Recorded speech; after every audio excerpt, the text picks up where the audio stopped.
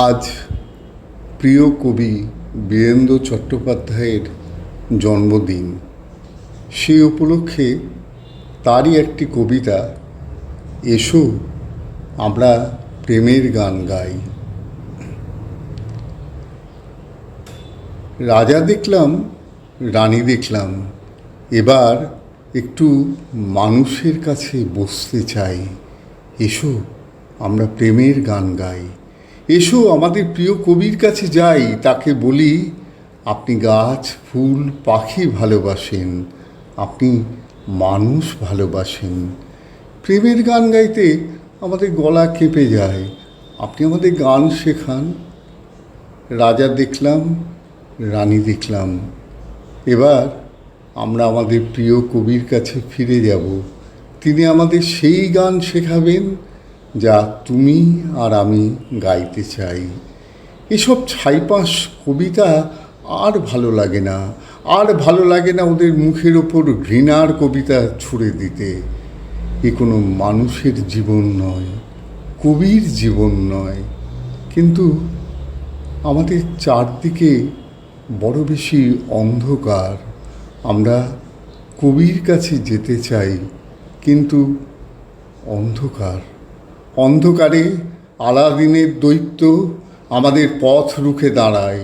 সে আমাদের কাছ থেকে কবিতা লেখার খাজনা চায়, সে আমাদের আইন শেখাতে চায়। এসো তাকে পরিষ্কার জানিয়ে দিই, আমরা খাজনা দেব না। আমরা সেই রাজা মানি না যার কাছে প্রেমের গান কোনো গান নয়। আমরা সেই রানী মানি না যিনি আমাদের ভয় দেখিয়ে খাঁচার পাখি বানাতে চান। তাকে আমরা সহজ স্পষ্ট গদ্য ভাষায় আমাদের বক্তব্য বলবো। তার জন্য রাজা রানীদের জন্য কোনো ঘৃণার কবিতাও আর নয়। তারপর অন্ধকারে যেদিকে দুচোখ যায় আমরা এগিয়ে যাব।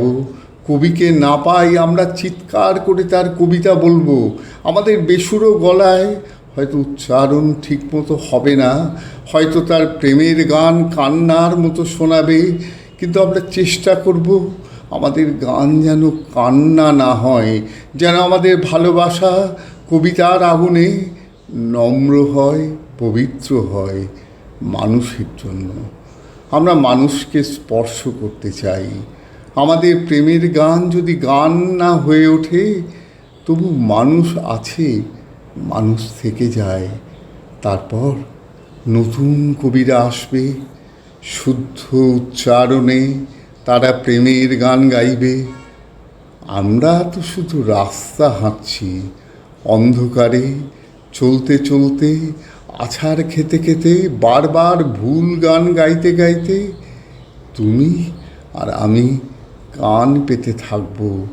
তুমি আর আমি কান পেতে থাকব। কে যায় অন্ধকারে, কে আসে? পাঠ করলাম বিধাননগর, কলকাতা থেকে উজ্জ্বল রায়।